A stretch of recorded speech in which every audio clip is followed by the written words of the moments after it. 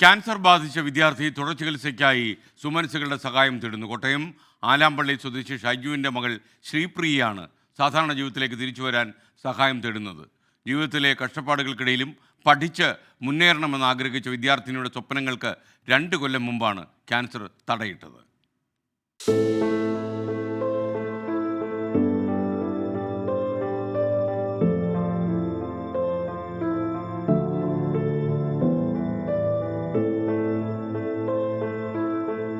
എല്ലാം സാധാരണ നിലയിലായിരുന്നു.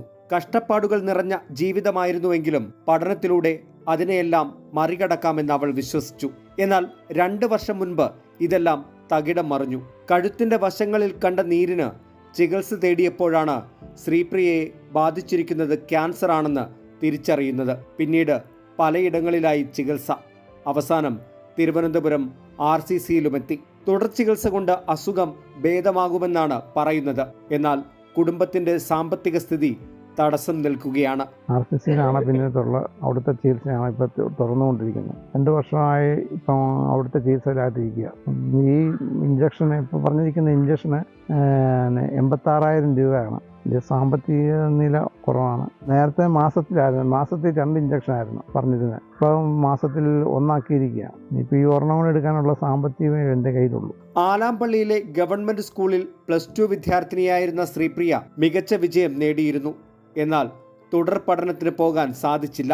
ശ്രീപ്രിയയെ ജീവിതത്തിലേക്ക് തിരിച്ചു കൊണ്ടുവരാൻ അതുകൊണ്ട് തന്നെ അധ്യാപകരും ഒപ്പമുണ്ട്. പഠിക്കാൻ നല്ല മിടുക്കിയായിട്ടുള്ള ഒരു കുട്ടിയാണ്. എപ്പോഴും ഉള്ള മുഖത്ത് ഒരു ചിരി എപ്പോഴും സൂക്ഷിക്കുന്ന ഒരു കുട്ടി. അതുകൊണ്ട് ഞങ്ങൾക്ക് എല്ലാവർക്കും വളരെയധികം അവളോട് ഒത്തിരി സ്നേഹം ഉണ്ടായിരുന്നു.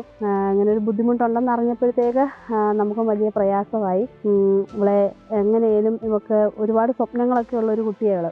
അവളുടെ ആ സ്വപ്നങ്ങളിലേക്കൊക്കെ എത്തിക്കാനായിട്ട് ഞങ്ങൾ ഒരുപാട് ആഗ്രഹിക്കുന്നുണ്ട്. അച്ഛൻ ഷാജു ഓട്ടോ ഓടിച്ച് കിട്ടുന്ന വരുമാനം കൊണ്ടാണ് 7 പേരടങ്ങുന്ന കുടുംബം കഴിയുന്നത്. സുമനസ്സുകളുടെ സഹായം കൊണ്ട് ഇതുവരെയുള്ള ചികിത്സകൾ നടന്നു. തുടർ ചികിത്സയ്ക്ക് ഇനിയും സഹായങ്ങൾ ആവശ്യമാണ്. 24 കോട്ടയം.